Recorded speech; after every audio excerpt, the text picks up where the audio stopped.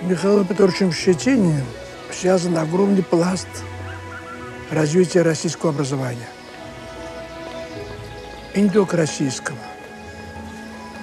То, что он начал творить, и особенно за последние 30 лет, как будто вот будущее переселилось на сегодня. Интересуются люди не только из России, из дальнего зарубежья, там, из Японии, из Китая, из различных других стран Европы, из той же Америки, директора школ и так далее. Они все не просто интересуются, они приезжают и видят это, скажем так, наш процесс здесь. И они удивляются, почему то, потому что далеко не вписывается в привычные рамки стандартной системы образования.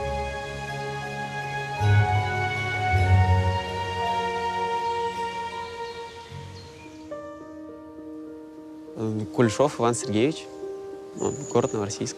Шелковникова Екатерина Александровна. Я приехала из города Сочи, мне 13 лет. Я за год закончила одновременно и 9 класс, и 11. То есть мне было на тот момент почти 13 лет. Я очень изменился за эти 2 года. Все родственники, все мама, сестры говорят, что Денис, ты очень сильно изменился. Мы ездили на сады, я помню, меня случайно сфотографировали 2 года назад. Я был потрясен немножко. Кто это, спрашиваю? Он говорит, это ты. Раньше это был совершенно хулиган, можно так сказать. Я был таким разболтанным человеком, то есть мне не нравилось ни что-то определенное, я был вообще неопределенным по жизни, как жизнь, что такое вообще. В первый год своего обучения здесь я сдала ОГЭ, а во второй ЕГЭ. Я училась у себя в городе Сочи, в обычной школе. У меня бывало такое желание, можно уйти, можно прогулять, сказать. А когда я сюда приехала, я прям влилась в процесс, мне прям очень это понравилось. И я каждый раз, мне все интереснее становится. Вот. Когда я учился в обычной школе, я мог себе позволить не сделать уроки, прийти на урок, получить плохую отметку. А приехав в эту школу, эти 2 года я даже, наверное, не слышал слова «двойка». И 3 это такого вообще. Сейчас, по идее, я должна быть в 7-м, но я заканчиваю 9-м. Я хотела найти себе школу, в которой буду учиться, в которой будут преподавать более интересно, чем в обычной школе. Далеко, но такой уровень, здесь большое образование, что хотелось очень сюда приехать. Определенно, все, кто заканчивает этот лицей, они, я думаю, очень умные, и у них аналитический склад ума, и в будущем в любом случае, их профессия пригодится нашему миру. Даже если мы будем летать на космических кораблях, на другие планеты, любая профессия пригодится, которую, здесь, чем мы занимаемся. Я лично в следующем году буду выпускаться. Мне будет 16 лет. Такой жареный факт выйдет. Я бы хотела свою компанию создать. Может, я сеть магазинов какой-нибудь открою, ресторан какой-нибудь. У нас и в железнодорожном, в РЖД есть, и в бизнесе. И все попадают так или иначе в руководство очень быстро, потому что их всегда подмечают. У них особый склад ума, работоспособность, ответственность, сияющие глаза горящие, готовность за все браться, и в итоге их всегда видят. И то, что попадают в вузы, конечно, практически 100%, да. Бывают случаи из какой-то глухой деревеньки. У меня девочка была из Брянской области, и она в МГУ поступила и поучилась, уже закончила на бюджете, прекрасно. И сейчас в Москве будет социологом. Я поступила в аспирантуру. Тема, которую я выбрала там для исследования, это игроизация социальной реальности, проникновение элементов игры в различные сферы жизни человека. Мне было 22 года, когда я защитилась. У меня диссертация, она звучит как раз значение информационно-коммуникационных технологий. В частности, речь идет о НБИКСе. Нано, био, инфо и когнитивные технологии. Школа — это инструмент будущего. Это мощнейший телескоп будущего, чтобы ту звезду надо сейчас схватить. Многие из профессий будут сметены. Они уйдут.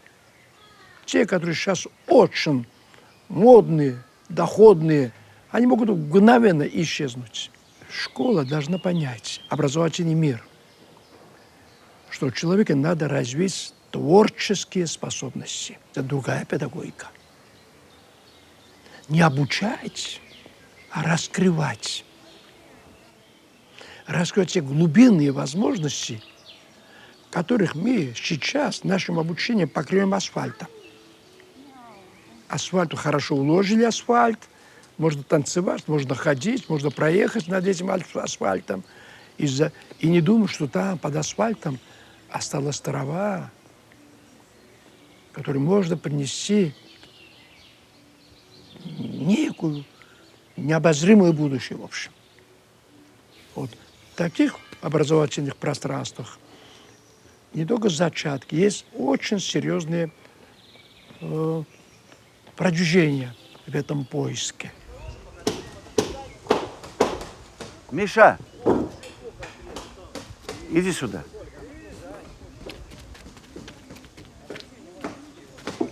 Здравствуй. Посиди здесь, я на тебя буду смотреть. Где-нибудь так сядь, как тебе удобно. Миша, если что, я буду не тут, мысль, ты мне что-нибудь покажи, ладно?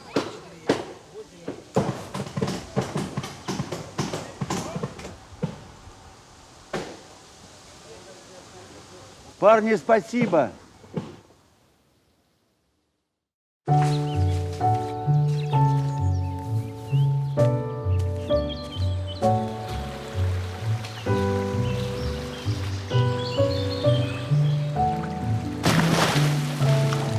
Когда ты заходишь, у тебя, получается, сосуды сжимаются, вот, потом это должно быть кратковременный эффект. Если ты ходишь, резко выходишь, сосуды расширяются, и тогда лечебность действует. Садись. Ну, почему мне не купаться? Ну, и начинаю купаться каждый день, еще летом.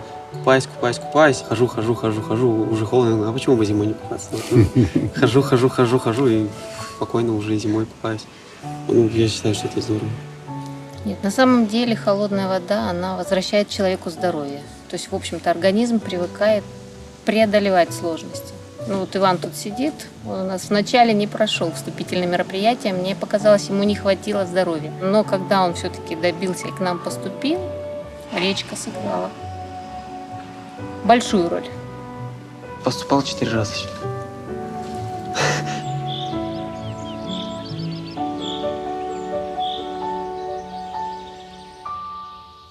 Каждый день он разный, не бывает каждого дня одинакового.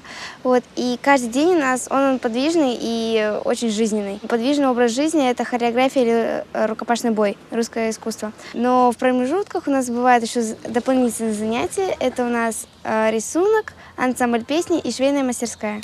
5, 6, 7, 8, 9, 10. Отжимания 10 раз, упор с колена. Соответственно, потянем к себе, хватаем, да, чтобы он не смог разорвать эту дистанцию. И уходим в сторону. И это все делается одновременно. И элементарное движение накладываем свой локоть на его локоть, да, проворачиваем. Поехали. Когда участвуешь в этом, чувствуешь гордость, чувствуешь сплоченность коллектива. Вот эти все приемы мы отрабатывали, все, проходили тренировки и в конце творим такие чудеса. Сейчас такое боковое смещение делаем. 1, 2. Получается такая буква «П». Понятно? Вот я стою на месте, вот у меня левая нога, на ее место становится правая. Сместился. Встал обратно, сделал смещение. Ясно? Начали. Делаем.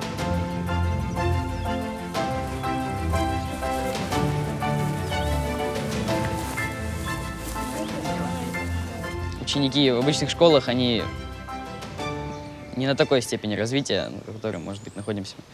Я замечаю разницу и пытаюсь как-то...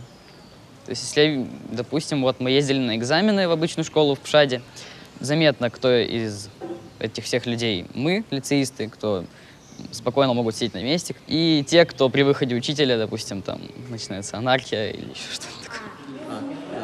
Где тут единица? Где? А теперь вот у меня что мне теперь с этим делать? Все, тебе нужно было найти, ты нашла. Когда ты умножаешь, тут то же самое. Знаешь, как умножается дробность? Ты добавляешь вниз твой. На твоей планете, сказал маленький принц, люди выращивают в одном саду 5000 роз и не находят того, что ищут, не находят, согласился я. А ведь то, чего они ищут, можно найти в одной единственной розе, в глотке воды. Да, конечно, согласился я. И маленький принц сказал: но глаза слепы, искать надо сердцем. Первое задание по этому тексту – это определить грамматическую основу в каждом предложении.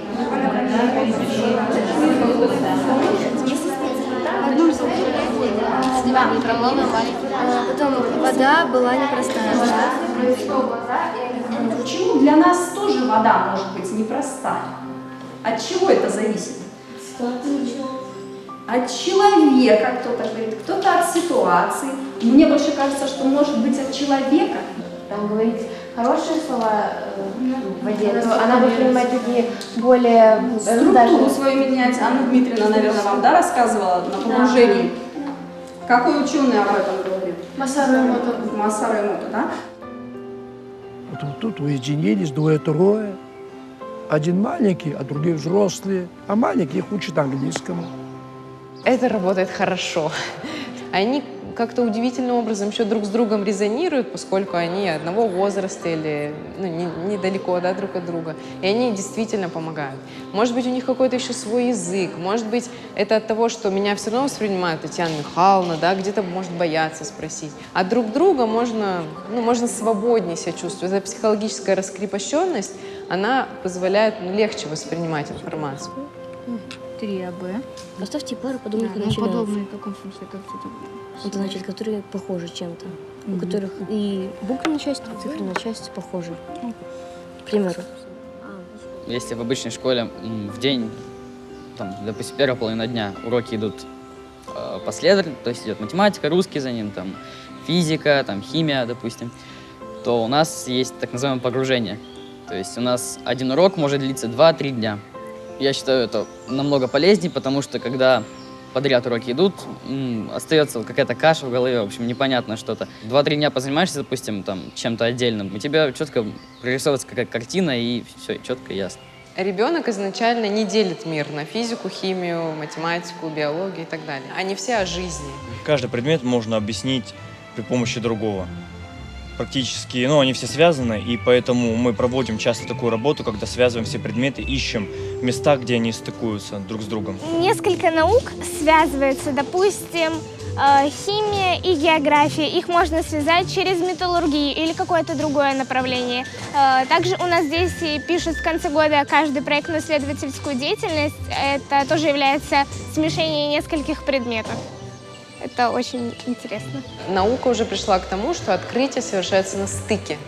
И поэтому вот такое вот системное видение, которое мы прививаем, так скажем, да, детям, привычку смотреть на все в целом, да, системно, видеть, соединять несоединяемое, интегрировать, это как раз то, что нужно сейчас, мне кажется, вот при таком развитии. И Михаил Петрович об этом говорит с 1979 года, а сейчас, мне кажется, все уже это понимают.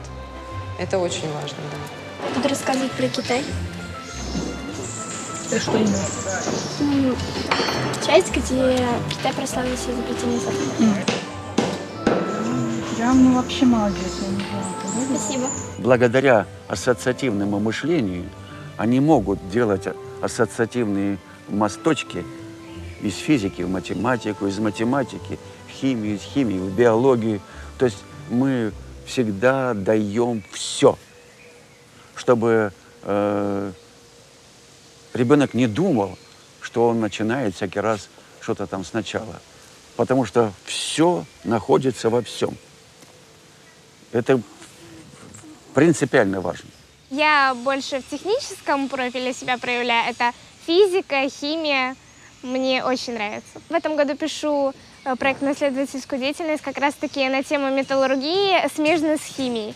То есть сначала я вышла через географию и рассказала про всю металлургию России в целом, а потом через цветную металлургию и добычу металлов выхожу на элементы периодической системы таблицы Менделеева. География вообще уникальный предмет, в котором учитель будет отдыхать. То есть он душой будет отдыхать, потому что рассказывая географию, может рассказать и то, и это взаимоувязать. А потом, когда он, например, провел курс занятий по географии, он выйдет на физику, выйдет на химию, да на любое направление. Да? И получится, что материал и химии, и география одновременно и там прозвучит, например. И в момент выдачи уже самой химии, да, человек и повторение осуществит, и взаимосвязи, параллели произведет. Это важный момент. Но когда, например, учитель требует с ученика, чтобы он владел там 15 дисциплинами, сам при этом владеет одной профессионально, да, это не очень хорошая ситуация. И ученик будет смотреть на него и думать: да, вы прекрасно этим владеете, это здорово, да? Но а как же все остальное? То есть почему я должен владеть всем, а вы только один? Ставить цели и задачи, которые надо достичь. Что-то, к примеру, кодекс, да, трудовой кодекс. Часть национального мира, учащаяся способы взаимодействия, объединения.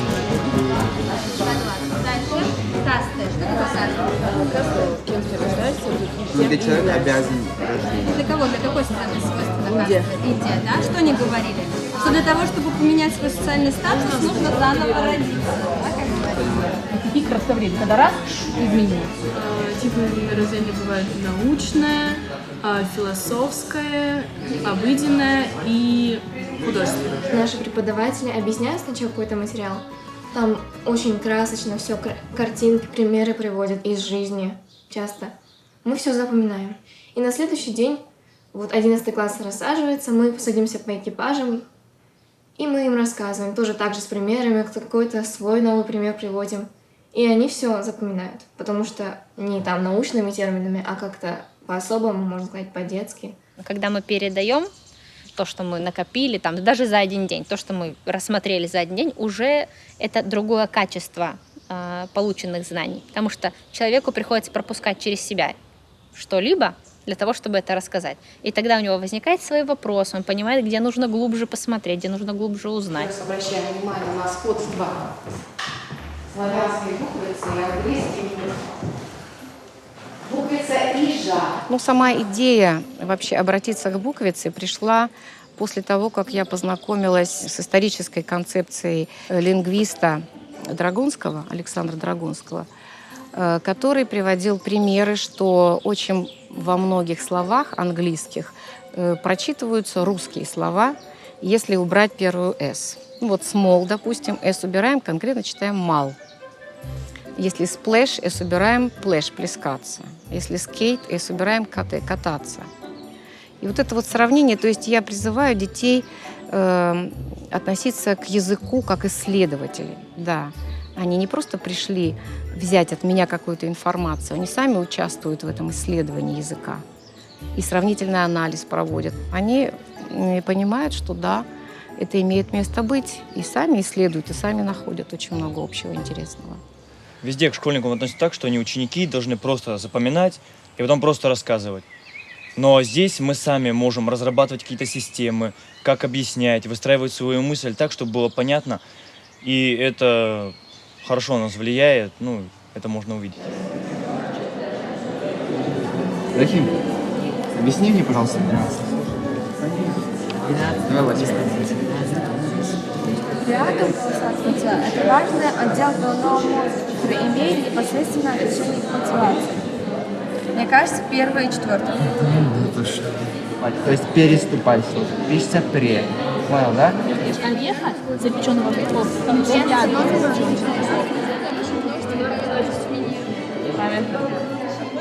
Если собрать, например, высококвалифицированных педагогов математики или физики и сказать им о том, что за неделю нужно освоить курс всей средней школы, все то, что проходится за 6 лет в школе, они скажут, что это невозможно. Они за это даже не возьмутся.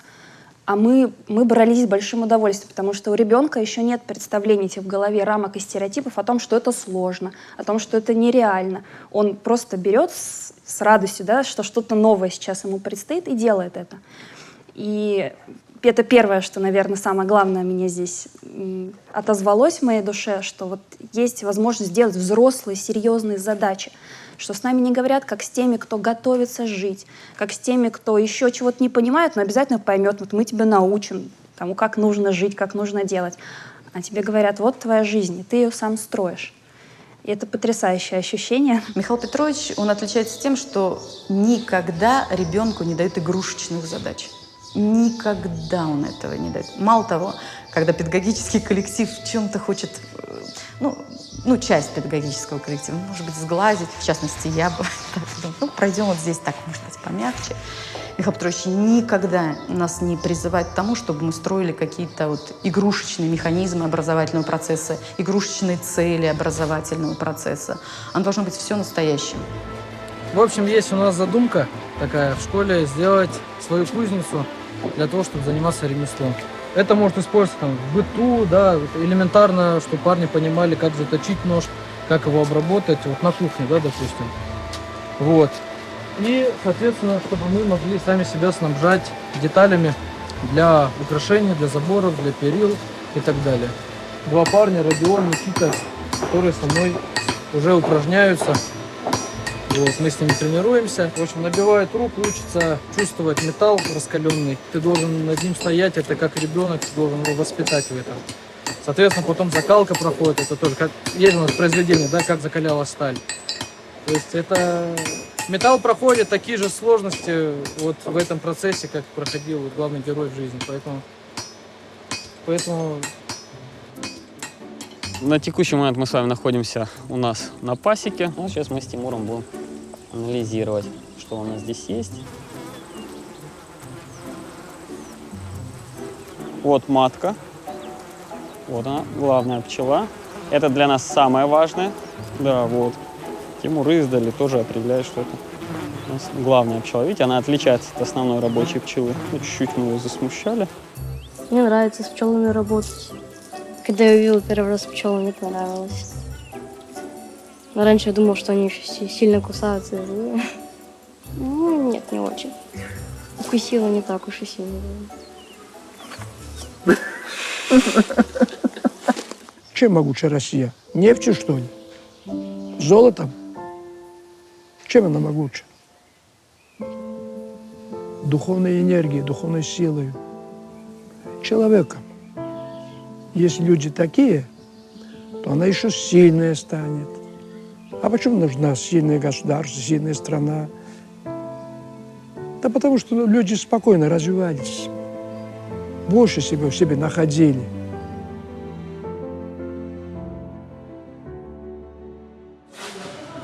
Вы можете ее взять отсюда. Ваша задача – попрыгали и контрдействие. Либо сваливаем, либо бросочек, либо сели там, затянули его на болевой, любым движением. Нет, здесь уже, здесь тяжело бежать. Сюда, вот, сюда. Раз. Ну, повернуть всем телом упали. Да. Тут несколько вариантов, я вам один покажу. Просто прихватываем эту руку, и сразу свои ноги забрасываем вот сюда по кругу. Вот сюда. Берем его за плечо и за круг. Вот как раз.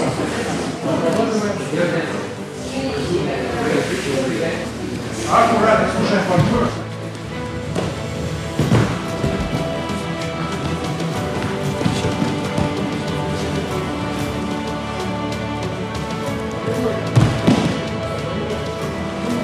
Ой, вы вчера пойми бросали? Бросали.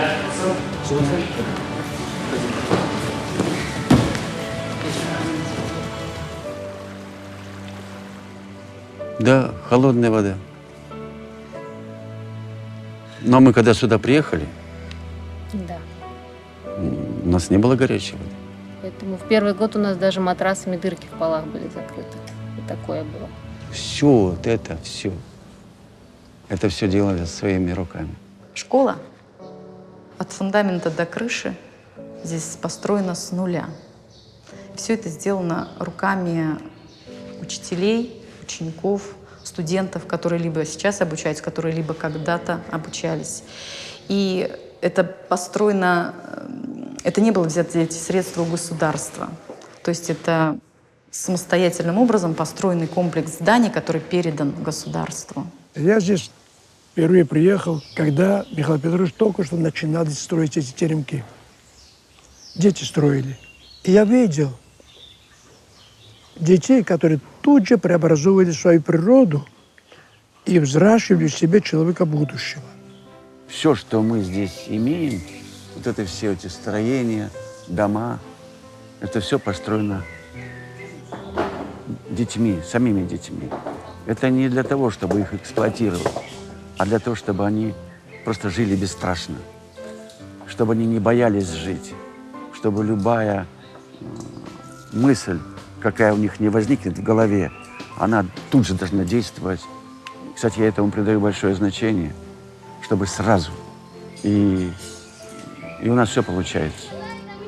Там сейчас у нас строится площадка новая, там будет летом хореография проводиться. Вот. Очень интересно, потому что природа, будет хорошая погода. Сейчас ребята там занимаются стройкой. Мы не строители, да, то есть мы, казалось бы, этим никогда не занимались. Но мы под руководством тех, кто в этом деле опытный, тех, кто заканчивали строительные университеты на нашей базе, вот, мы включались очень активно в этот процесс. И то, что требует огромного количества времени на самом деле, происходит за очень короткий период.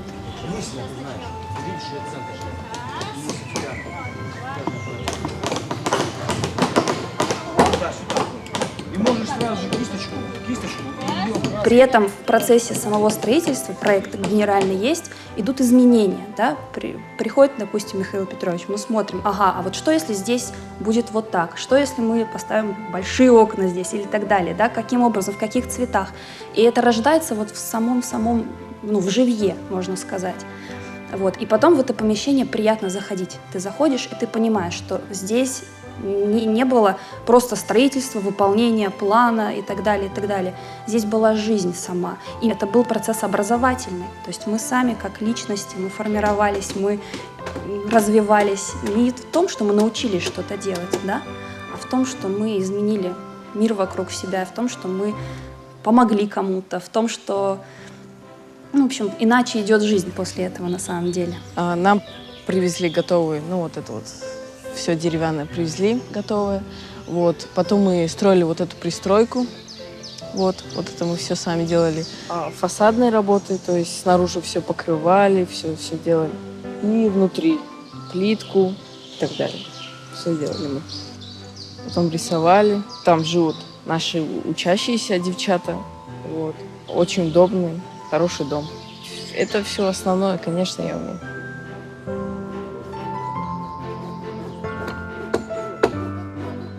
Я приехала, Тикос только строился. Здесь постоянно шла стройка. Все участвовали в строительстве школы. Все. И когда мне утром сказали, что мы нашей командой идем строить здание, в котором сейчас стоим, как раз 3-й этаж. Но я передать не могу, какой у меня был шок. Да, то есть держать в руках кирпич, держать кирочку, мастерок. Мне сразу дали свою линейку, которую я должна вести. Ну, правда, со мной стоял мой наставник, который меня учил этому. Но это ты попадаешь в абсолютно совершенно другие условия. От тебя требуют сразу таких ответственных решений. Ты сразу отвечаешь за то, чтобы эта стенка была ровной.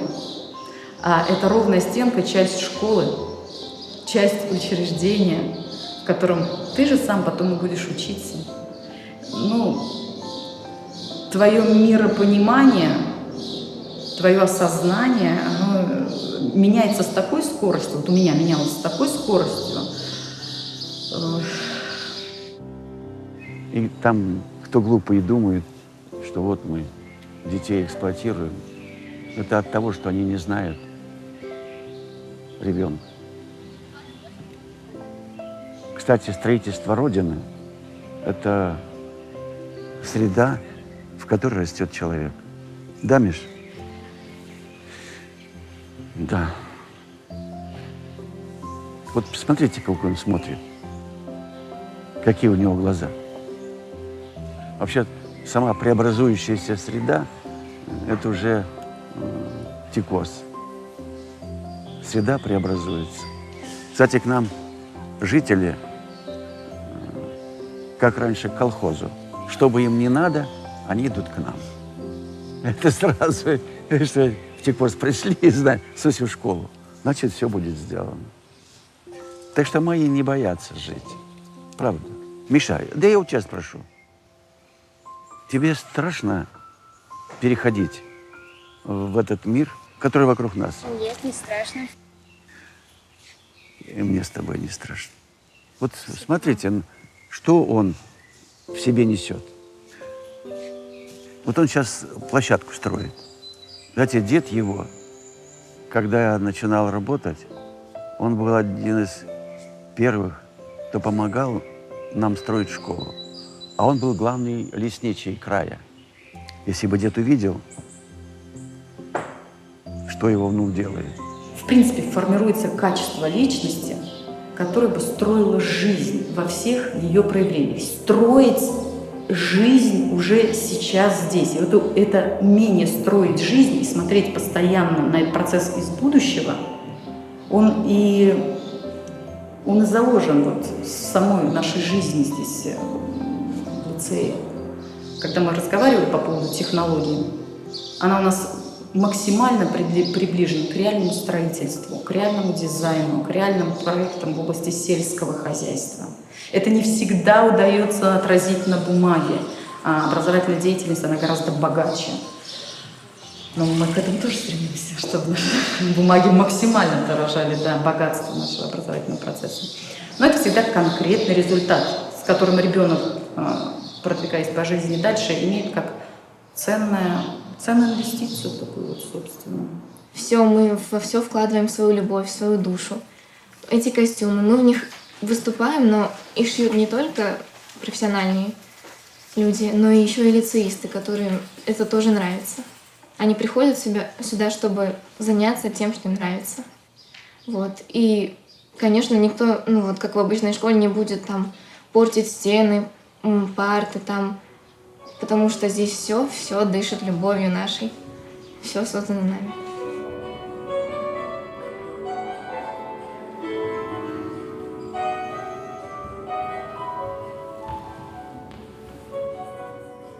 Мой первый раз, когда рисовала на стенах, и было слегка волнительно, то что может где-то потечь краска, может рука где-то дернуться. И я старалась как можно аккуратнее, как можно изящнее нарисовать, как можно тоньше. Вот. И в конце, когда я посмотрела, у нас очень красиво получилось.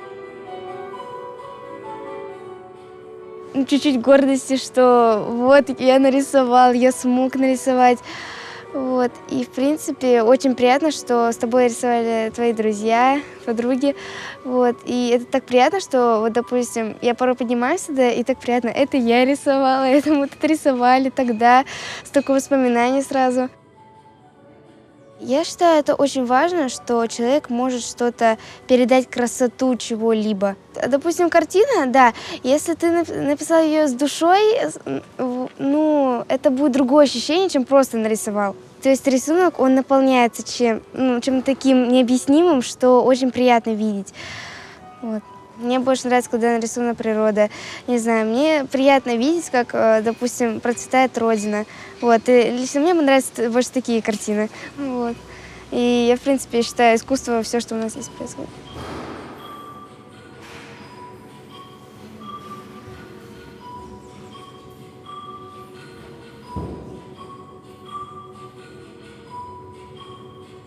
Само по себе строительство образовательного процесса подразумевает тот факт, что ребенок должен производить ценности. Он должен разрабатывать курс. Не только он является потребителем, да, и его должны ему реализовать вот эти программы, да, по предметам. Он обязательно должен создать что-то свое. И опять же, не только ради оценки. То есть там его проект или проектно-исследовательская деятельность, да, она должна быть не только зафиксировано, что вот он получил 5 или 4. Это конкретный его способ, например, преподавания той или иной темы. Вот у нас у ребят есть, они создают свою книгу, да, там, и каждый пишет свою страницу. Как бы он это объяснил? Вот воспроизводство ценностей ребенком в процессе его образовательной деятельности формирует в нем качество того, что ты не просто там должен освоить, да, а ты должен постоянно быть творцом, производителем. Это очень важная составляющая. Я прихожу к ним и говорю, вот смотрите, у меня вот такая подача материала, да? Может быть, у вас будут свои идеи, может быть, вы как-то лучше донесете. Давайте вместе будем думать, как это. И тогда я их призываю к сотрудничеству. Вот. Это работа сотрудничества творческих людей, но никак не учитель и ученик. Поэтому и я думаю, что все здесь возможно в стенах этой школы. и скорость подачи материала такая, и качество подачи материала, которое идет, в общем-то, не для зазубривания, они не зазубривают.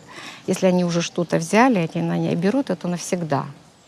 То есть мы с такой установкой идем, а не для того, чтобы сдать экзамен и забыть. Зазубрить может каждый, то, что там какое-то правило, а именно понять его и потом объяснить кому-то другому, это намного сложнее. Вот. И здесь мы как раз-таки мы не зубрим информацию, то, что там по биологии, там костные ткани, так. Мы это пытаемся понять, что это, где это, почему так. В обычных школах, что сидишь, учитель что-то говорит, ты там можешь в телефоне посидеть, можешь там поспать, пока не уроки закончится, и все время считаешь минуты, когда прозвенит звонок. Или как называется. Вот. А здесь, можно сказать, время быстро пролетает, и ты даже не замечаешь, что вот урок уже, занятие уже закончено, что хочется еще заниматься, а уже другое пойдет занятие. Вот. И, в принципе, это такой процесс, что ты в него вникаешь, ты в него как вливаешься. И с помощью этого, мне кажется, человек этим увлекается, и за счет этого он легче запоминает информацию. На севере. Они скажут. In the north. Да? Вот. В этом есть своя логика, да? Если это не входит в наше понимание, то мы должны понимать их логику. Почему говорят, что сколько человек языков изучает, да, столько жизней он проживает? Почему? Потому что мы начинаем внедряться и понимать их менталитет, да? Мы начинаем думать, как они. Вот если мы начнем думать, как они, тогда говорить на английском, да, и запоминать выражения будет намного проще. Так, готовить доклад, Катя. Готовить доклад – это to make a report. А выступать с докладом? To do a report. Есть. Михаил Петрович меня вызвал и говорит: Светлана Маратовна, а почему вам Шекспира не попереводить? Я так про себя подумала, ну да, Король Лир, Ромео и Джульетта, элементарно, в общем-то, конечно, элементарно.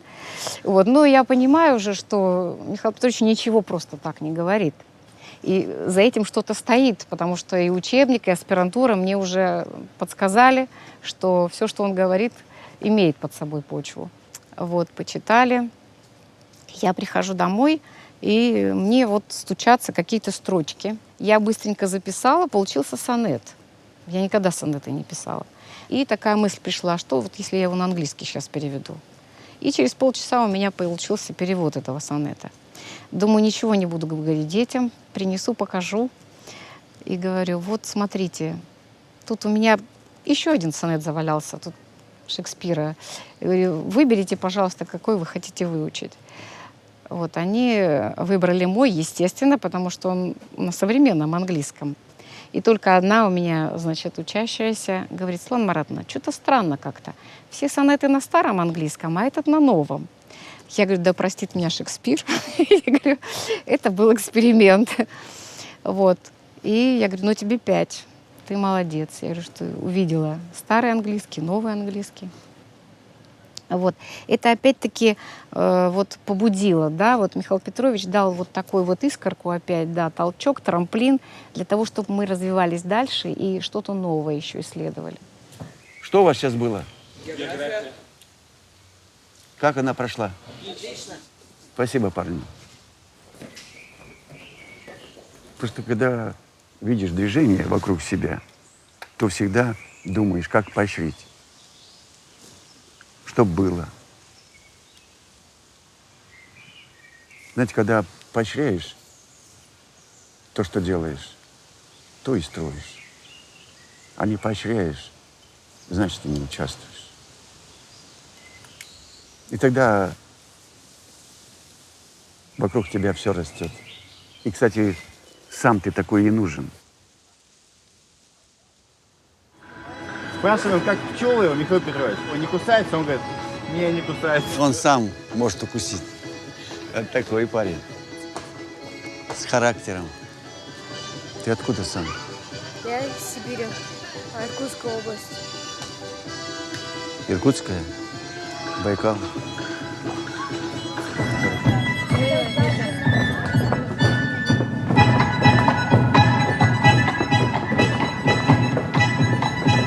вся Россия.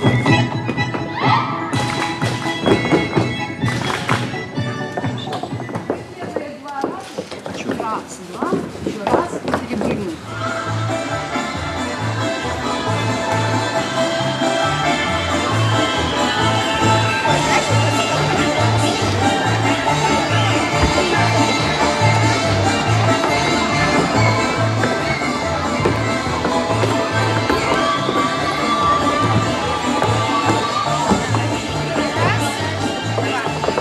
Вот, то же самое, в другом виде. И тогда раз, два. Ну что ж, кто хочет сказать про день? Давай. Начали готовиться к выходу по химии, и я очень рада, что меня поставили ведущим учителем, я не подведу. Вот, и у меня прям желание уже увидеть учеников и начать учебный процесс. Очень хорошо. Всё, да, спасибо. Сегодня у меня день английского был, и мне очень запомнился тем, что у меня с каждым днем становится все лучше и лучше английский, и мне это очень нравится, что у меня идет продвижение в области языка. И я бы из людей хотела отметить Елизавету, так как она очень открытый человек, она мне помогает, хоть я очень много вопросов задаю, она мне все равно помогает. Мне кажется, очень хорошо знает английский, вот, и она уделяет время, допустим, мне, когда мне слегка сложно там. Также я хотела на хореографии отметить Алину, так как я сегодня с ней работала, учили танец Украина. У нее пока что есть моменты резкие, но в основном она уже пытается плавно все делать. Мне это очень нравится, что у нее особая манера и особый взгляд на хореографию. Я заметила, что не знаю какого-то определенного участка танца, и поэтому попросила Екатерину Шелковникову мне показать этот танец. Она спокойно мне показывала движение, даже когда я там чего-то не понимала, она мне еще раз показывала дальше. Я хочу сказать, что я вообще вдохновлена всем, что происходит, потому что сейчас такое непростое время для всех, для нас. И, наверное, сейчас как никогда понимаешь, как важно не сомневаться. Что бы ты ни делал, идешь ты занятия, да, вышел ты на танец. То есть, если у тебя нет внутри сомнений, то тогда у тебя все получится, да, и все вокруг сложится так, как должно быть. Правильно же? Все обстоятельства. Обязательно вот все развернется так, как вот у тебя внутри какое-то решение принятое есть, и ты его видишь. Это вот прям в каждом вашем поступке, начиная от того, как территорию в порядок приводите, и заканчивая тем, как вот вы на огоньке осмысливаете день. Мы являемся не только учениками, да, научный процесс, мы имеем отношение ко всему, да, что здесь. Мы видим ко всему, что есть, начиная от того, что грязная площадка или нет, заканчивая тем, что готовы ли у меня концепты к завтрашнему обмену по химии и математике, к примеру. Вот. И об этом всем думают и дети, и мы. Допустим, я живу на доме. Вот. Это мой дом, и я же сам в нем живу. Вот, и я сам должен за собой это делать. Каждый за собой ухаживает. И вот так это работает. Ну, это правильно, это же жизнь. Когда за тобой кто-то ходит, за тобой, кто-то за тебя что-то делает. Вот, и ты не понимаешь, как это даже происходит. Некоторые даже не знают не то, что как это происходит, а как сам процесс, надежда на то, что кто-то это сделает. Вот, и ты даже не собираешься в этом разобраться. Кто-то знает лучше, пусть он это делает. Здравия желаю, господа казаки!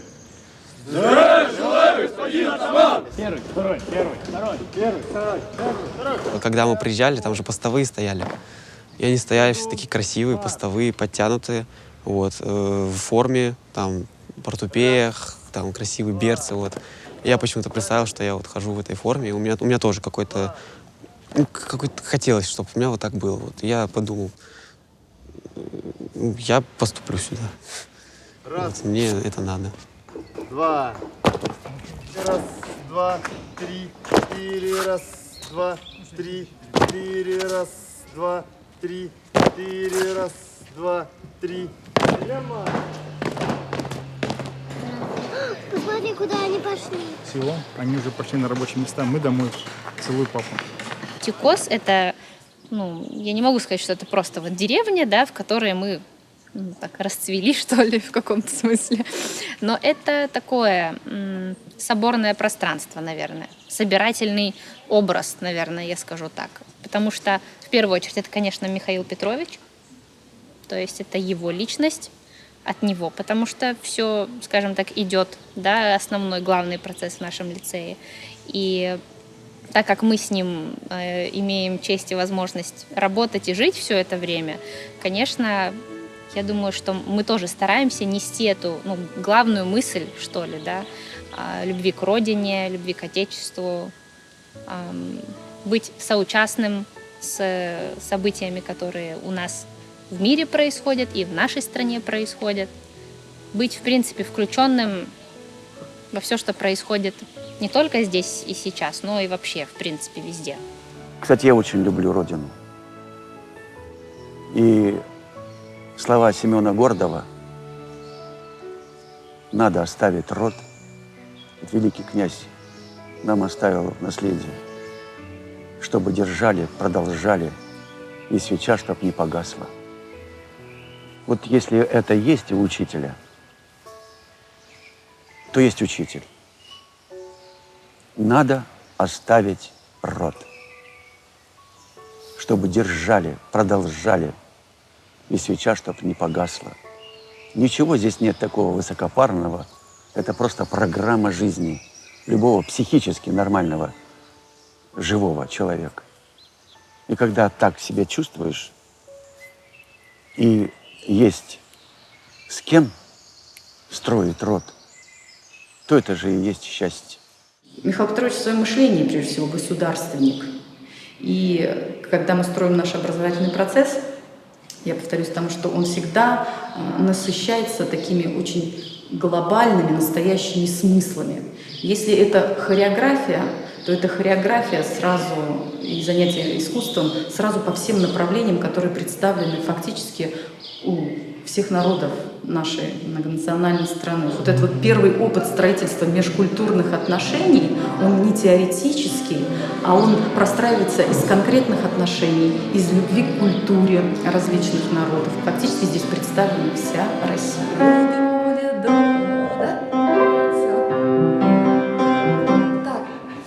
На этой неделе пели песни народов нашей страны, народов мира, да, и песни звучали, на 10 языках звучали песни. Вот, какие это были языки, на каких языках? На английском, на грузинском, на французском, на немецком, на украинском, на чеченском, на татарском было. Здесь есть девчата, корни, да, ваши уходят в Анголу, да, Лариса? У тебя в Индию есть, Украина, она Украина, да, Чеченка. Вот, согласитесь, песни, которые мы пели, мы стали ближе, да, к этому народу. А если мы еще сами несем песни нашей безбрежной России, да, многонациональной, опять же, возьмите, пожалуйста, вот одну из таких песен.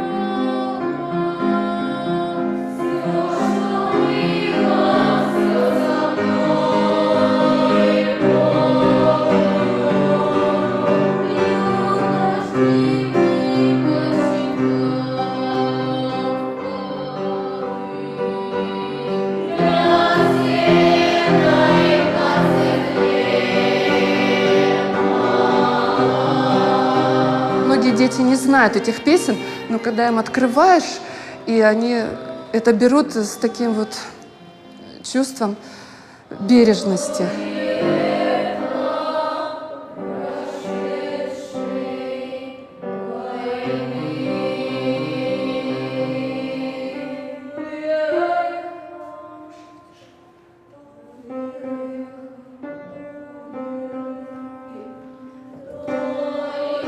Очень хочется, чтобы у каждого раскрылся талант. Вот просто вот видно это сверкание, да, там в глубине сердца. Да, я каждый день замечаю вот рост, ну вот в некоторых людях особенно. Я потом это вечером передаю директорам, пишу смс-ки по WhatsApp, рассказываю, кто особенно сегодня продвинулся. Это обычно тоже связано с их продвижением в других занятиях, в сфере деятельности, там, в работе. Вот. И, ну, каждый день происходит это.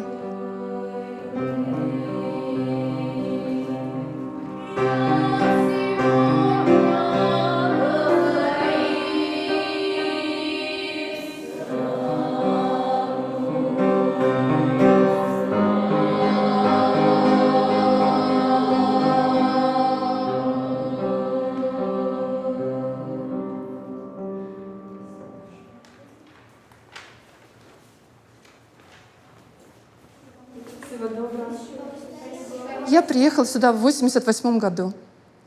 Это была Азовская еще. 31 год назад.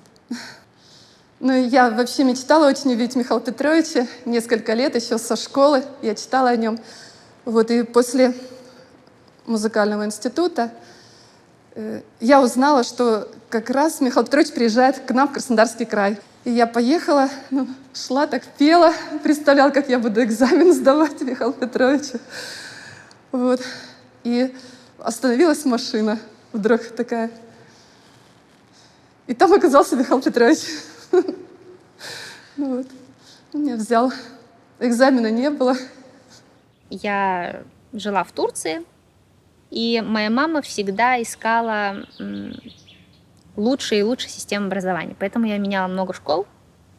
То есть я там прошла начальную школу, получается, и за это время я поменяла 3 школы. В итоге она зашла на австралийский сайт, казалось бы. Я не знаю, как так получилось. И там что-то было написано про Михаила Петровича и про нашу систему. Ну и из других источников она тоже, ну так, косвенно слышала, но конкретного ничего не было, да, и мы знали, что где-то возле Геленджика. И мы просто поехали. Поехали в Геленджик и начали у людей спрашивать, слышали, не знаете, где. Но это все происходило очень быстро, то есть буквально вечером мы приехали, узнали, где лицей примерно находится, и сказали, что нужно сесть на автобус такой-то, поедете в ту сторону. Мы поехали в ту сторону, и оказалось, что в автобусе ехала девушка, которая ехала сюда. Как раз. Вот. Она говорит, я вас провожу. Вот. Мы приехали. Ну, тогда, конечно, лицей выглядел немного иначе. Нужно было немного подождать, пока к нам кто-то выйдет. И на балконе как раз уже стоял Михаил Петрович в тот момент. И он говорит, поднимайтесь сразу. Мне как-то так все звезды сложились в тот момент. Михаил Петрович спросил, какой у тебя самый сложный предмет. Я сказала, химия. То, что я освоить вообще не могу никак, и для меня это было вообще такая вселенная непонятная.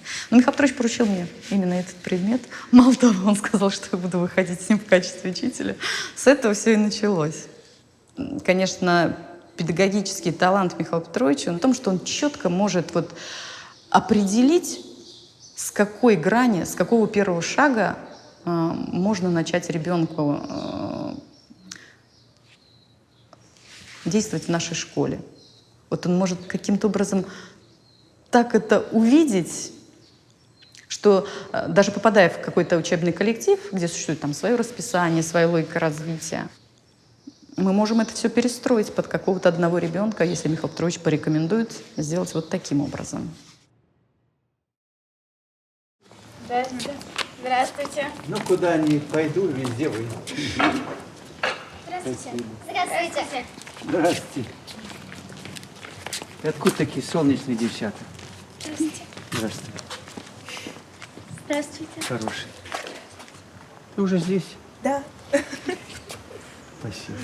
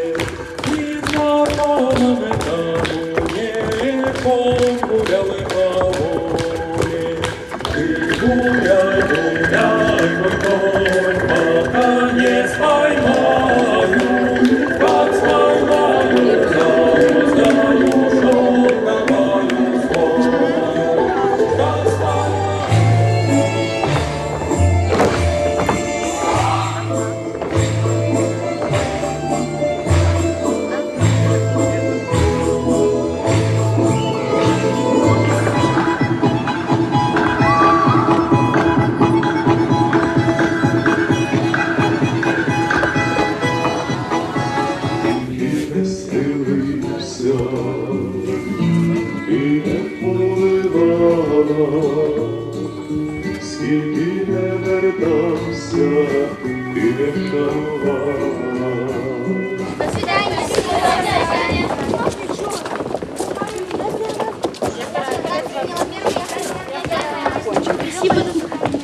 Раз, два, три, 4, 5, 6, 7. Сделали? Раз.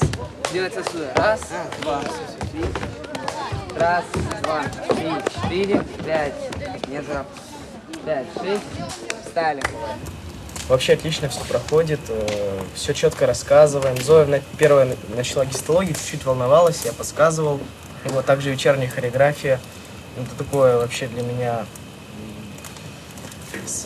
как занятие такое, потому что все собираются, и старшие, и младшие, и мы танцуем берсерк. Очень мне нравится, и с вами танцевать берсерк. Вот. К концерту готовимся, надеюсь, выступлю, дай бог, хочу. На хореографии я активно учу танцы. Я пока нигде не стою в казачьей, но вот сегодня доучил почти берсерк. Надеюсь, скоро буду там стоять. Одна из тех практик, которая мне нравится больше всего и зацепила меня на прошлом погружении по русскому языку, это повторное прохождение учителя материала. То есть, когда ты знаешь теоретический материал и преподаешь его кому-то, то у тебя у самого записывается, ну так сказать, на подкорку. И ты этим материалом в будущем владеешь в совершенстве. Нужно делать какие-то действия новые для себя. Вот, там, ну, понятно, да? Вот. И Лариса, когда объясняешь Ларисе, она на русском не очень хорошо понимает. Это которая с Анголы, да? С Анголы, да. И вот приходится использовать английские слова. Приходится использовать какие-то английские выражения, ну, язык, который я знаю, и использовать какие-то вещи. Вот, допустим, пенал, это у нас сегодня был сосуд, кровь. Так. Вот, ручка, это был гормон. Угу. Гормон inside, гормон outside. Приходится так немножко адаптироваться под ученика, и это очень интересно. Вот, ну, и то же самое немножко лучше запоминается. Английский сразу вспоминается. Английский сразу вспоминается, да. Мы объяснили, как гипоталамус это как бы генерал. Потом идет гипофиз. Гипофиз это командир, а все железы это как бы солдаты, подчиненные. Вот. Интересно. И так она все поняла. Правда, не знаю, как она на зачете ответила. Но когда я у нее спросила, она ответила. Самый главный проект, да, это жизнь. И то, как вот ты именно этот самый главный проект в своей жизни реализуешь, от этого зависит много. Как ты будешь себя позиционировать, как человек, который изобретатель этого проекта, не боится, да, старается, идет вперед. И на хореографии, и на рукопашном это такой совокупный процесс, то есть как ты проявляешь себя и на занятиях, как и ученик, и как учитель. И потом действительно так же получается на хореографии. Вот Ваня, он и сегодня на встрече высказывал много мыслей, сегодня его слушаю, да, было приятно его слушать на осмыслении. И на хореографии, как вот он берет власть в свои руки, скажем так, как роль ведущего, и это действительно очень хорошо, хотя изначально где-то мне, допустим, не хватило до конца глубины, может быть, его разглядеть поначалу, да, Ваня, помнишь? А сейчас он у нас один из ведущих, не хочется много говорить. Спасибо вам большое за сегодняшний день. Спасибо. Спасибо. Как мне кажется, Ильфу Петровичу это во многом удалось здесь воплотить, в работе вообще, в жизни школы, да? Рост человека, он осуществляется из какого-то преодоления. Да? То есть человек преодолевает определенные вещи в себе. Может быть, как правило, это, наверное, внутренние какие-то процессы, да? Чего раньше не мог постичь. Да? То есть он стал сильнее, он духовно поборол что-то такое, что ему мешало, может быть, так это обозначим общими словами. Да? И из этого преодоления рождается очень много. Это происходит разными путями. Да? У борцов часто это говорят, что самый твой главный враг — это ты сам. То есть не он, кто против тебя вышел, а ты сам. Да? То есть не бойся самого себя. И все, борись. И вот в совершении этого невозможного, наверное, происходит практически все, что необходимо человеку. Да?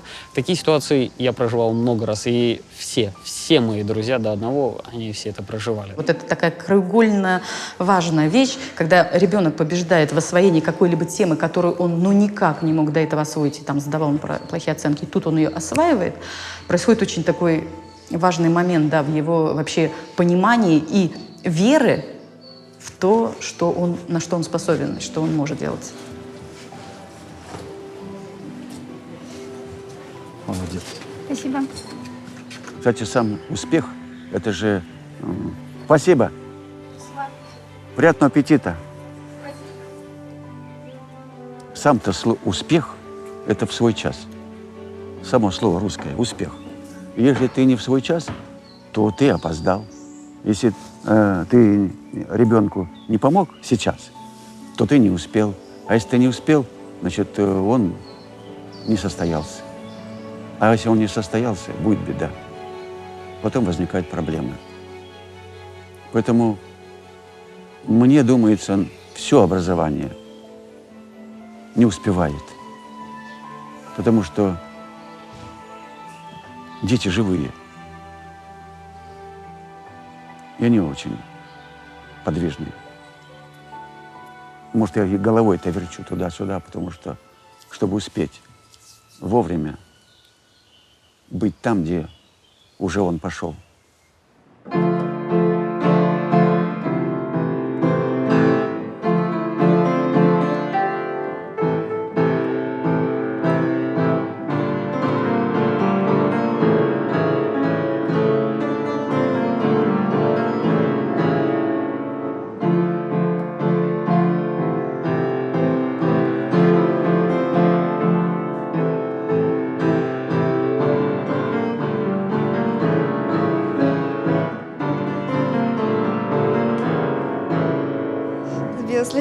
Все просто. У нас ребенок, личность является центром образовательного процесса. Он является и его строителем, и участником. Он является всем в нашем образовательном процессе. Все вращается вокруг самого ребенка. Просто у нас взгляд на ребенка другой. Не такой, что он маленький, ему еще учиться 11 или там 12 лет, и потом сдавать то, а мы сразу относимся как, к ребенку как к масштабной личности, как к чему-то большому. Это взаимный у нас обмен такой идет, я даже так скажу. То есть у детей зачастую такой очень неординарный взгляд, когда им даешь возможность мыслить и решать самим, да, в какие-то моменты. То есть мы думаем вместе, мы проживаем многие моменты вместе, сопереживаем им. Конечно, здесь нету родителей, там, сестер, братьев и так далее. Поэтому приходится, быть самой тоже приходится быть достаточно масштабной личностью, чтобы иметь право вообще работать с ребенком. Я приду на хореографию, парни будут видеть, что старший человек стремится заниматься, стремится следить за собой, стремится делать многое. Да? И пример, личный пример, да, самая ключевая фраза, он будет его мотивировать. Считаю, это очень важно. Да?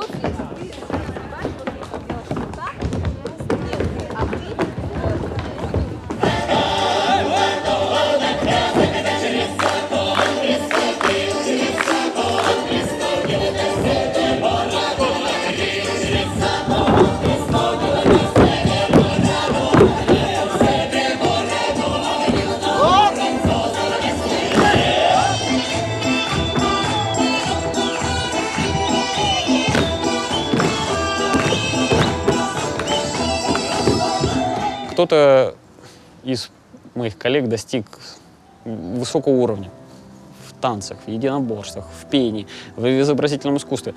Конечно, такой человек будет примером. Да? И многие устремятся за ним. Потому что какую проблему мы нередко встречаем? Не к чему стремиться. Нету мотивации, то есть нету образца, то есть я хочу быть вот таким. Да? Некоторые видят Арнольда Шварценеггера, приведу пример, да, и у всех сразу вот у парней, да, я хочу быть таким, и это мотивирует. Ты никогда не докажешь ему, что курить нельзя, если ты при этом куришь. Ты никогда не заставишь его интересоваться чем-то и занимать активную позицию в жизни, если ты сам этого не делаешь. Если ты сам ведешь очень подвижный образ жизни, если ты многоплановый, разносторонний, тогда и твой ребенок будет тянуться вот к этому ощущению. Кроме личного примера в педагогике ничего лучше быть не может. Садись. Женя такая натура. Она стеснительная, скромная, как и все талантливые люди. Кстати, я все время думаю о ребенке. И вот кто у нас сохраняется? Те, кто не ушел из детства и представляет его собой и понимает интересы детей.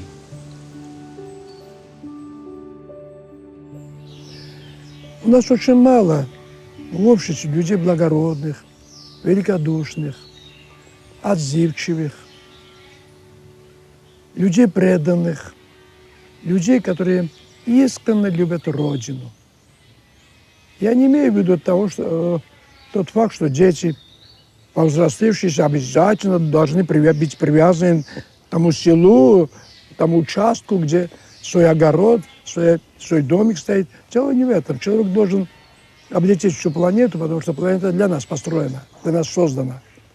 Но от имени Родины. Да?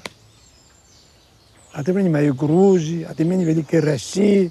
И пусть человек разъезжает по всей планете, несет Родину. Это другое чувство совсем. Совсем другое чувство. Вот это чувство здесь реальная жизнь. И поэтому, если эти дети выйдут в другой школе, и там поговорят об этих вещах, там его сверстники поймут. Для них материальное бытие, как обустроиться, как преуспевать в иерархической лестнице, там, по должностям, как зарабатывать деньги и какое иметь вообще богатство или что-то такое. Да? Для них это очень ценно. И мир так обустроен пока.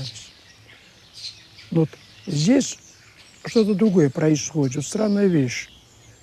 В детях воспитывается собственность без чувства собственности. Есть вещи, конечно, но они привязаны к этим вещам. Сегодня я вчера спрашивал у прекрасных моих молодых друзей, говоря о мобильнике, вы могли жить без этого? Конечно, запросто, сказали они мне. А ну-ка задай этот вопрос внешнему миру. Эти мобильники врослись прямо в ладонях. Так?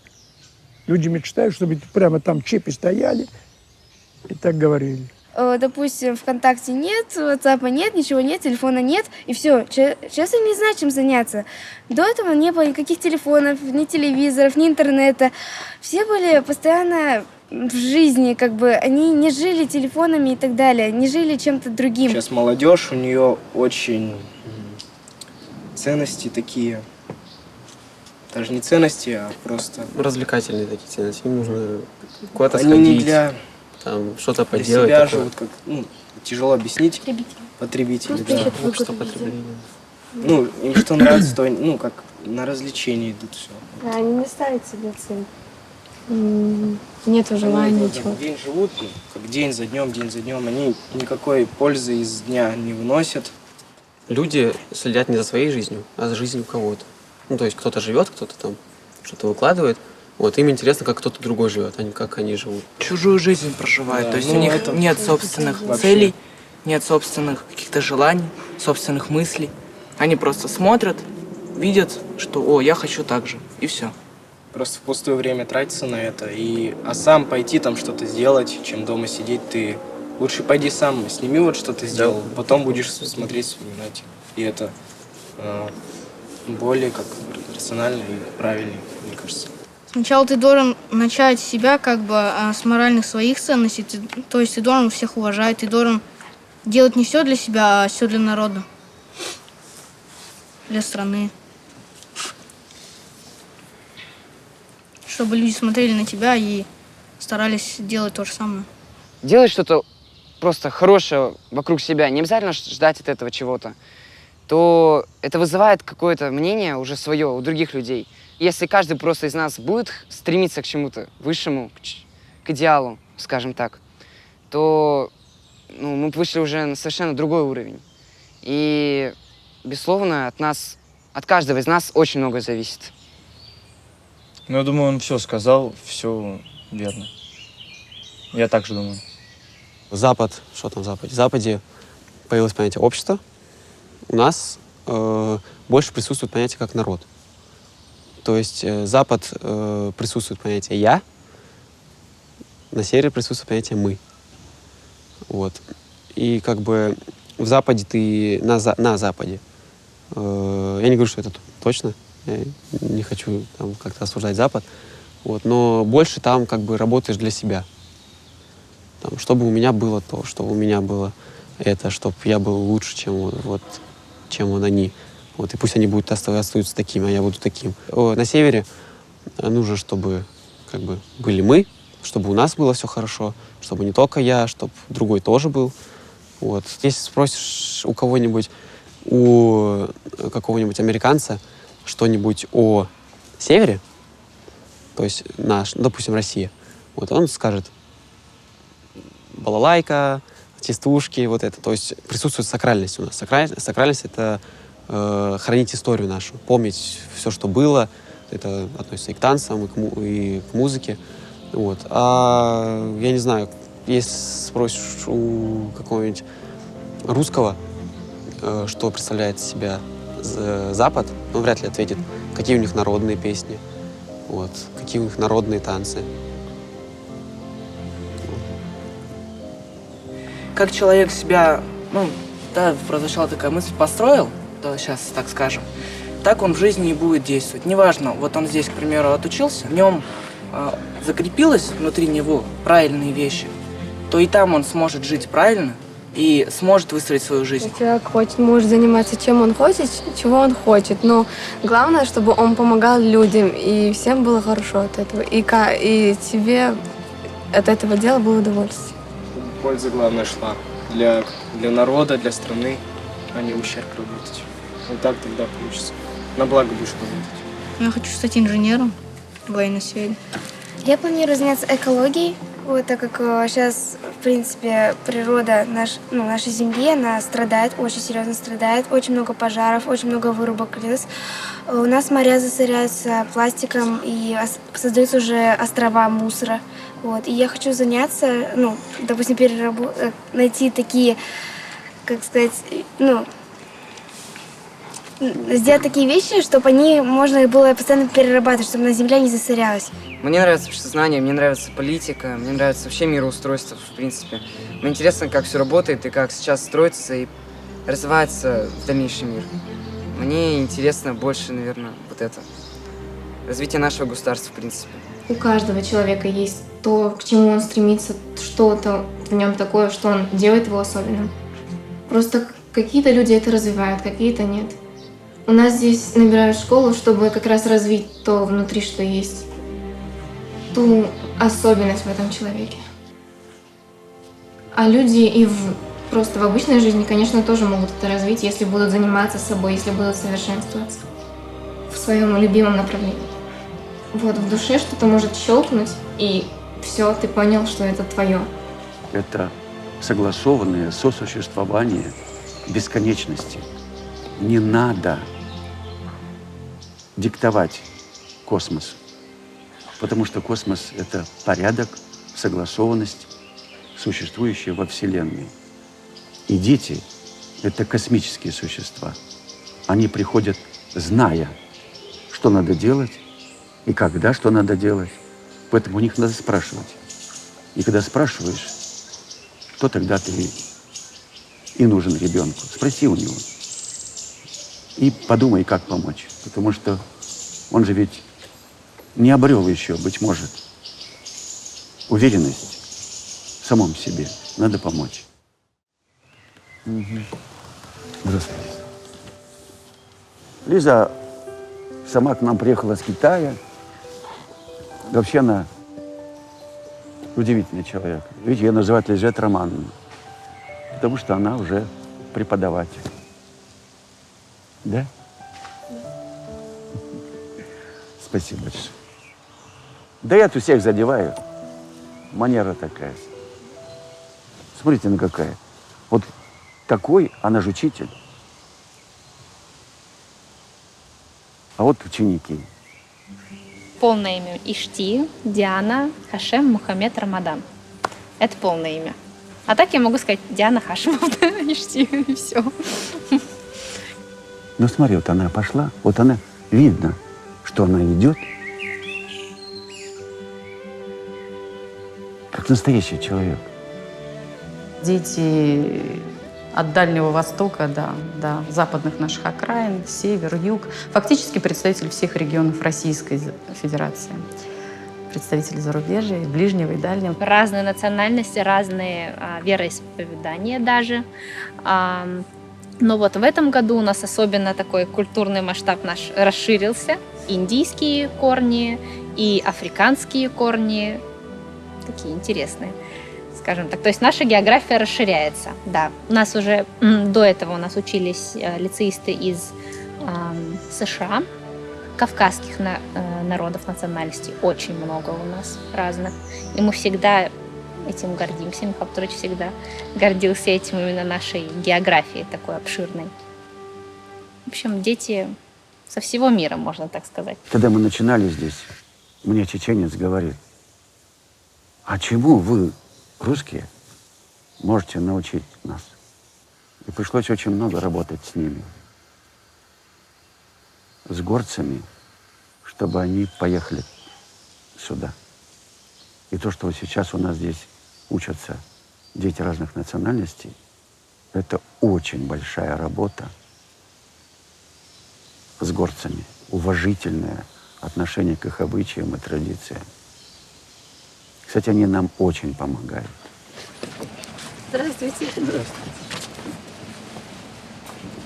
Вот приехали вас проведать, посмотреть, как у вас здоровье, как работа в школе идет. У вас замечательная дочь. То, что она замечательная, это благодаря вам. Да вы что? Это благодаря народу, которого она представляет. Она у вас умница. Это наша гордость. Спасибо вам. Очень внимательная, добрая, честная, чистая девочка. Это большое счастье быть матерью такого человека. Тебе спасибо, что даешь возможность. Нет, ну что вы, как вы можете мешать?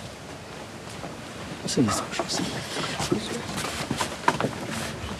То, что тут происходит, мне кажется, это не объяснить на словах. Это, я не знаю, это забота, это отношение людей друг к другу хорошее. Это вообще...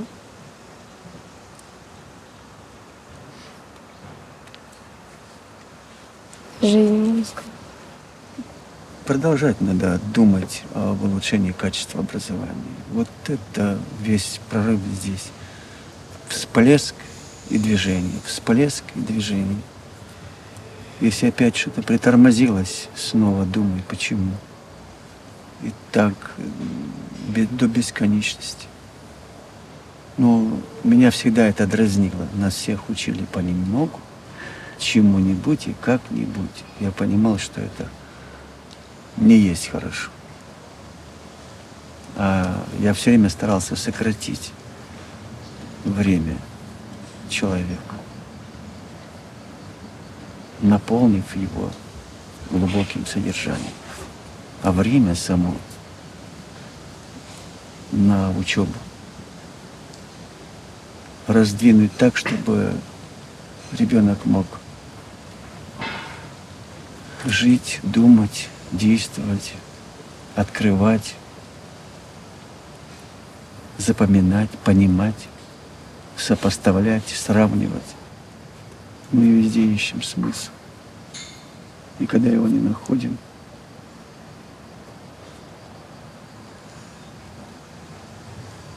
нам сложно жить. Человеку свойственно улучшать качество среды. И пока мы это делаем, жизнь наша оправдывается, наполняется смыслом. Что ты мой хороший, так внимательно корректишь. Ты чей? Ваш? Да. Хороший парень. В нем чувствуется скромность, подтянутость. Спасибо. Ты будешь хорошим человеком. Будет хорошим, если останется в этой школе. А что такое? Все равно от других школ трудно этого добиться.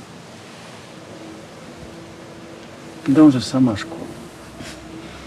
Он сама, его натура и есть наша школа.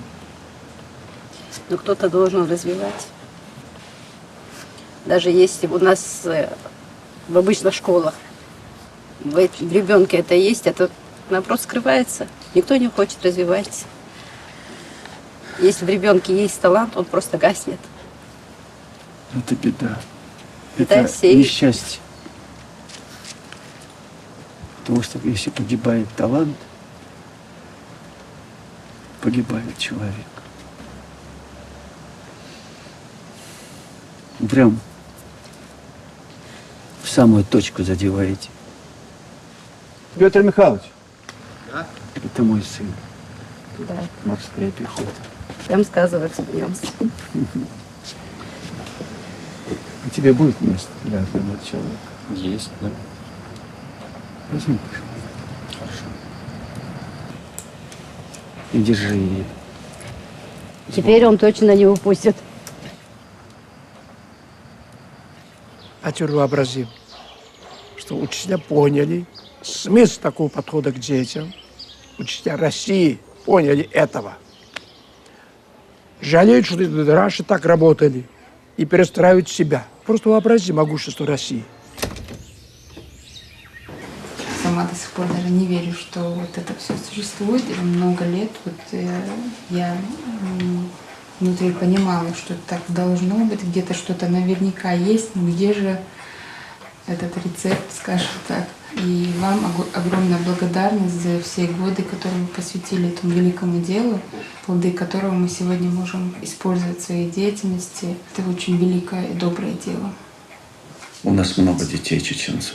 Я разговаривала с одним из ваших учеников, Павел Алексеевич, кажется. И вот как он мне сказал, мне кажется, это ответ есть на многие мои вопросы. Он сказал, что я в школе учился плохо, а здесь, говорит, у меня по всем предметам у меня все хорошо. Я говорю, ну и в чем же секрет? Просто я пришел сюда, говорит, и мне сказали, что я умный. В этом и есть суть. То есть, во-первых, он почувствовал, что он человек, что он нужен, что его уважают как личность. Те же предметы, но я их все понимаю и по всем успеваю. Да. Вот здесь он себя нашел. И все ребята также вот. Спокойная речь, так на любой вопрос могут ответить, поддержать разговор, пронизаны именно каким-то уважением, светом. Но видно, вот то, что в них вкладывают чувства, они и излучают. Они излучают то, что в них складывается. Вам спасибо большое. Я очень счастлива, что я сегодня здесь оказалась. Очень хотелось бы, если это возможно, мы бы собрали команду, ну, скажем так, группу преподавателей. Будет ли у них возможность именно здесь пройти вот... Стажировку. Да, такой же курс, именно как универсальный учитель. У нас тоже есть и малокомплектные школы, есть... Да, в любой школе такой учитель нужен везде. Это такой колоссальный опыт, который мы не можем оставить без внимания, который мы должны использовать и взять всю пользу от этого. Потому что ребенок везде в этом нуждается. Сюда могут прийти не все, к сожалению, приехать. А вот именно... Заключим договор. Очень хотелось. И будем работать, да. И вы,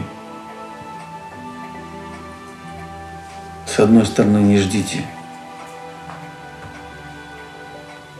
когда вас отблагодарят, а с другой стороны, творите благодарность сама. И все получится.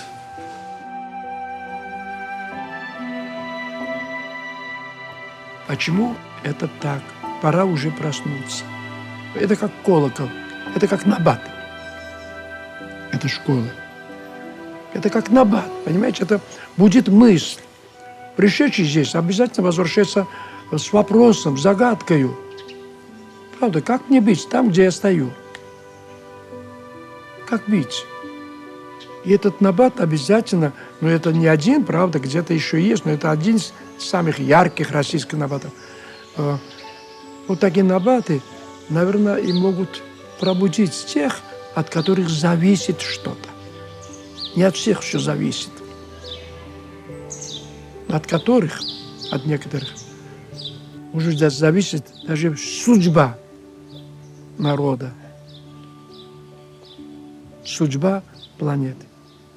Идея до той степени великая, что охватывает, ну, как сказать, даже космические какие-то дали, горизонты.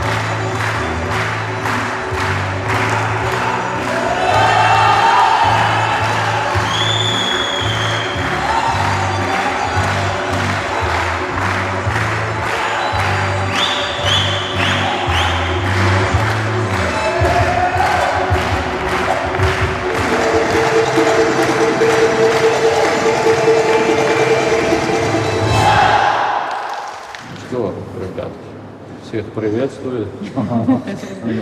Процесс начинаем тогда с сегодняшнего дня. Уж считайте, начали. Всем спасибо за репетицию. Спасибо. Сейчас, кто перед вами работал, это у нас большей частью первый год обучения. Частично второй год обучения и буквально несколько человек с более старшим. Да, поэтому сами понимаете, что многие из них и слыхом не слыхивали о танцах, и затащить их туда было мало возможно. Меняются, конечно, меняются, все меняется.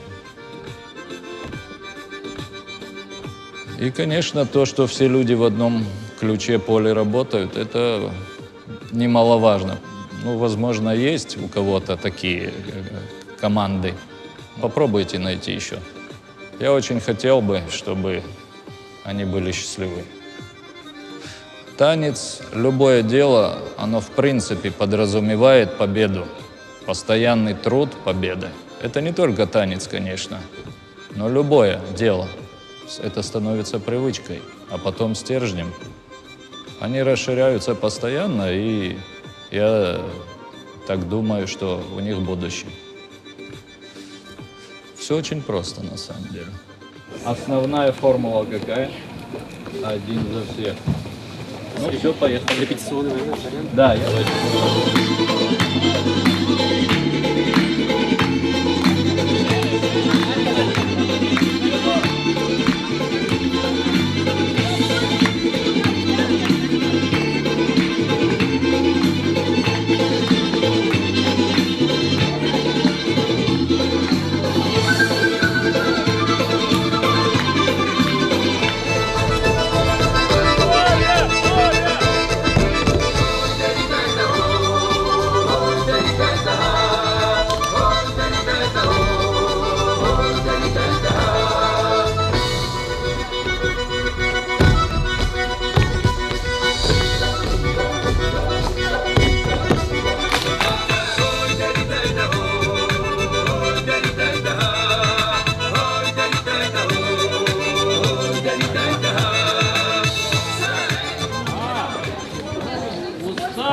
Раз.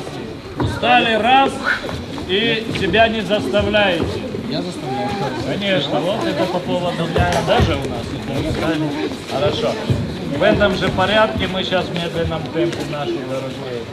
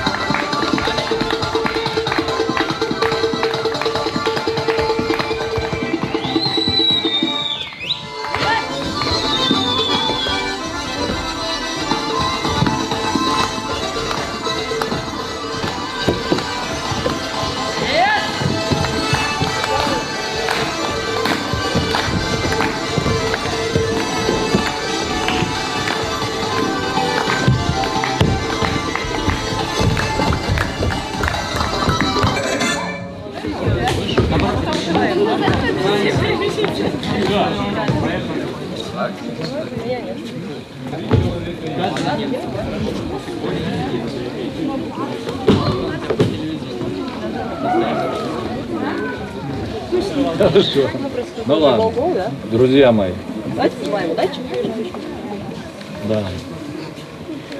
Я думаю, что мы с вами прорвемся. У нас все будет хорошо. Все сделаем как положено. Только вперед. Над техникой работать надо. Будем завтра, я не знаю, завтра или 15-го. Я приеду. 15 или когда. Начинаем работать уже по программе. Спасибо. Коль, можно еду? Куда это ты? Домой. Да? Да. Я с Михаилом Петровичем поговорю. Нет, что поговорите. Вот 14 вы можете подходить, а 13 я спрашиваю. Опа.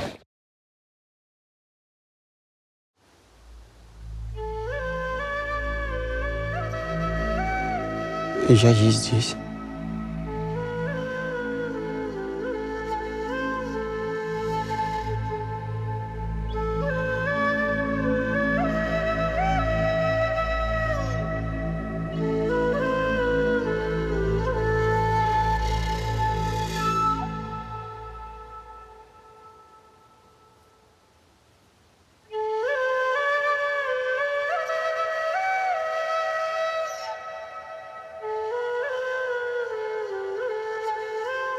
Смысл, наверное, ищет каждый человек. Вот и я ищу. Много чего ищу. Наверняка вы уже много услышали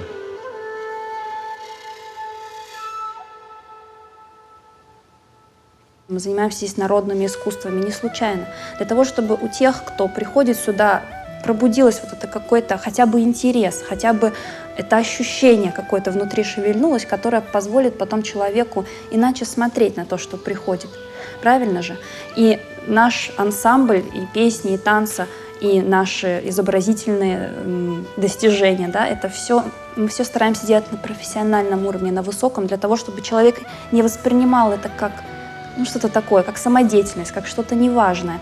Потому что в большинстве случаев, когда мы говорим о народных танцах, мы видим очень печальную картину, да, и мы это выводим на такой уровень, чтобы у человека чувство вот это эстетическое, да, оно порождало ощущение величества, да, этого всего, то есть то, насколько велико то, что стоит за нами. И тогда ты иначе смотришь новости, тогда ты иначе занимаешься историей, ты можешь по внутреннему вот этому своему ощущению отличить, что действительно было, а что, возможно, было иначе, да, и нам преподносится вот в таком виде. И поэтому вы спрашиваете меня о будущем, и я говорю о том, что нужно обращаться к своим корням для того, чтобы оно было. Такого понятия, как малые народы, не существует. Никакой народ не согласится быть малым. Никакой ребенок не согласится быть малым. Он большим хочет быть. И Кавказ растет горами, а горы растут ребенком. Чего тут непонятно? Михаил Петрович, первое благодарственное письмо Анасову Мансуру Висамбашаевичу, тренеру спортивного клуба по дзюдо «Эдельвейс» имени Турпал-Али Кадырова за личный вклад в развитие и популяризацию дзюдо в Чеченской Республике, пропаганду здорового образа жизни и духовно-нравственного воспитания подрастающего поколения. Молодец. Мы уже работаем. Спасибо. И, Михаил Петрович, это первое, это не начало и не конец. И этим я, как вы сказали, не обязан. Но мое сердце захотело, чтобы это вам передать, потому что это самое малое, что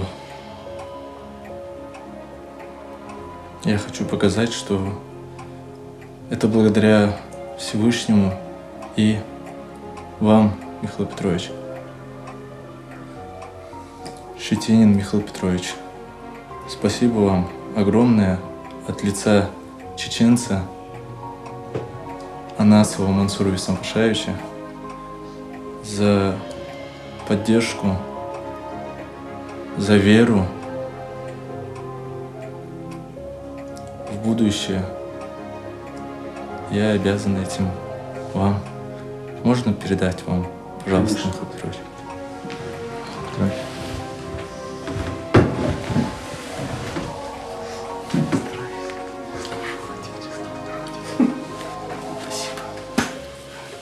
Пока, Мансур, стоит Кавказ, Россия будет жить.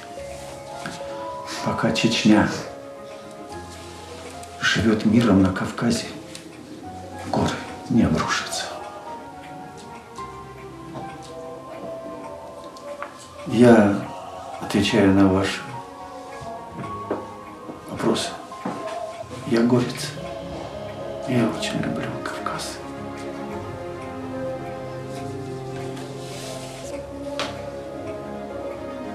Молодец. Ты меня порадовал. Молодец. Работаем. Поздравляю.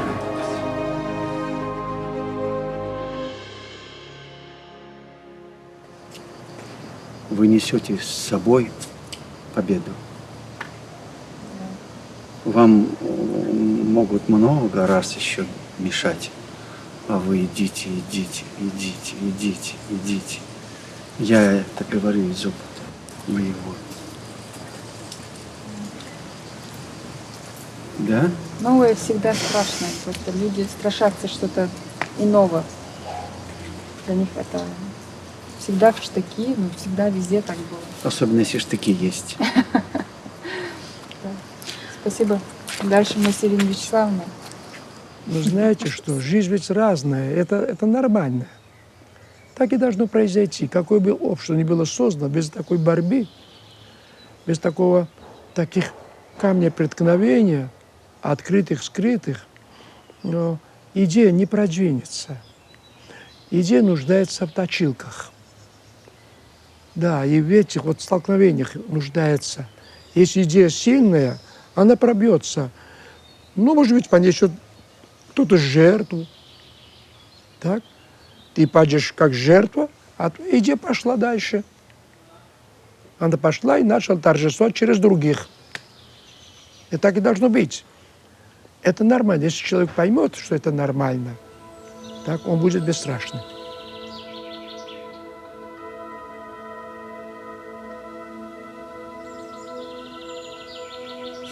Ребенок родился, и в этот момент уже надо думать о его большой взрослой судьбе.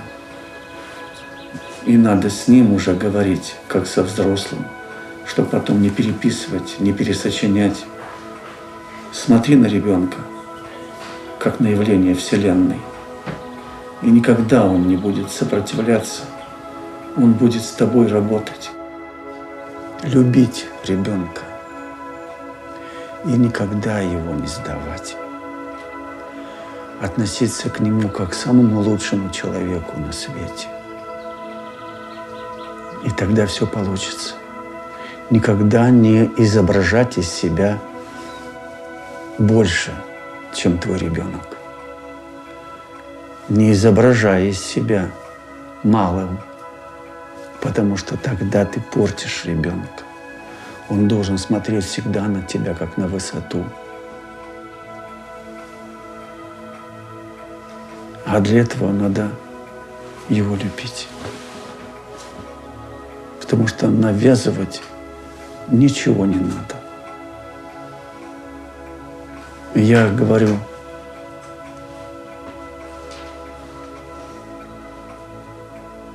это из техно. Это искусство быть человеком. Кстати, никто так не растит взрослого, как дети. Только слушай, не дави. На самом деле это крайне важно.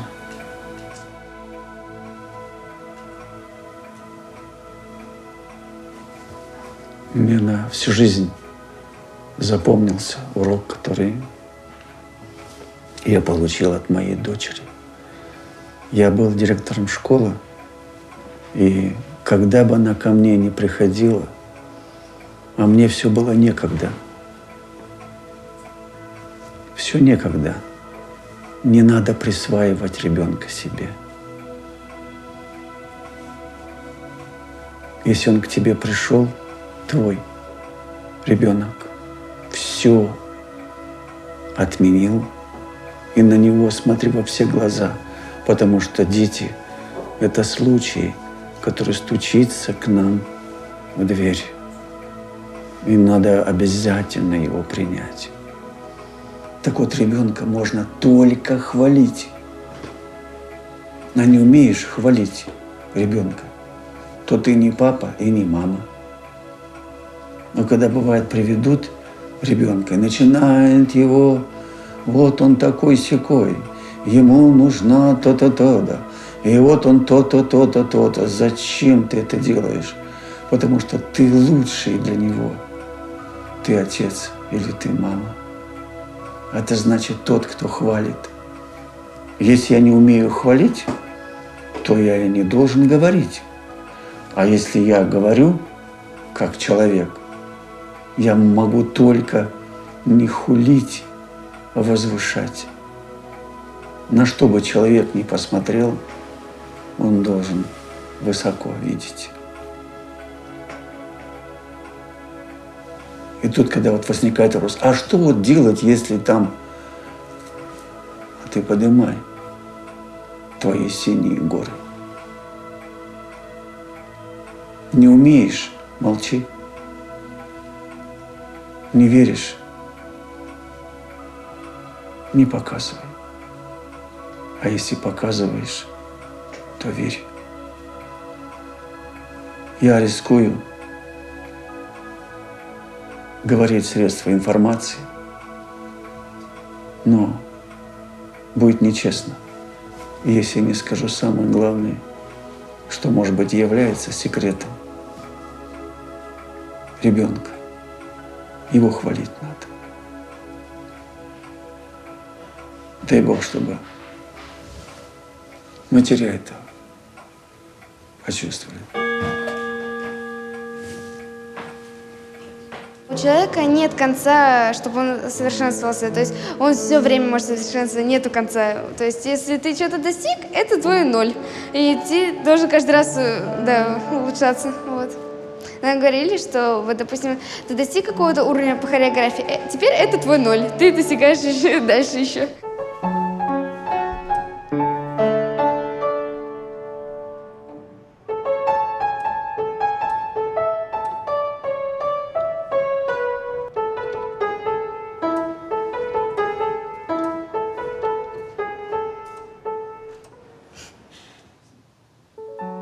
Не хочу много о себе сказать, но, видимо, люди другого склада.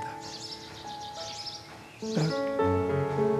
Не бунтарский дух в нас, а дух поиска. Поиска. Почему? А нельзя ли лучше? Лучше, притом так, чтобы то, что завтра должно быть, стало сейчас. Вот такие вещи требуют, конечно, мужества. Ибо не все тебя поймут. Так, стая чаек тебя исключат. И свою стаю будут осуждать. Так? Но, может, надо принимать этот вызов. Не всякое новое нам нужно. Новое, которое нас действительно помогает не сбиться с пути. Это новое, достойное, действительно помогает ускорить шаг к тому будущему, который несет нам и радость, и счастье. Счастье лучше это тогда, когда делишься с другими. Счастье – это когда трудишься на общее благо. Вот эти ценности надо в людях есть. Они есть в людях. Вот младенцы, которые вот сегодня родится, в нем это уже есть, как семена. А сейчас нужны щетинины. Тоже там у нас швили тоже были бы неплохие в этом деле. Да? Нужны, которые знают, как поливать эти семена. Как, чтобы ни одно семя не упустить. Вы куда сейчас? А мы дальше пройдем, посмотрим. А, вы в путешествии? Да, мы путешествуем. Курсируем. Вперед, вперед. Да. Важно не помешать движению. Вы знаете, вот это чудо. Когда в тебе просыпается чувство ребенка, очень важно, чтобы не погасло оно. Я сижу на перекрестке движений, и для меня очень важно видеть всю гамму проходящих мимо настроений, состояний. Вот она сейчас сидит, Екатерина,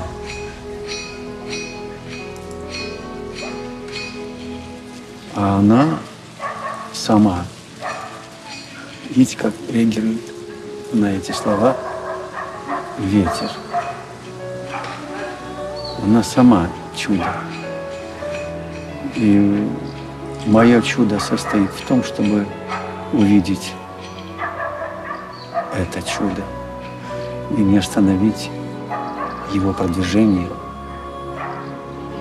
к другому чудо-отражению.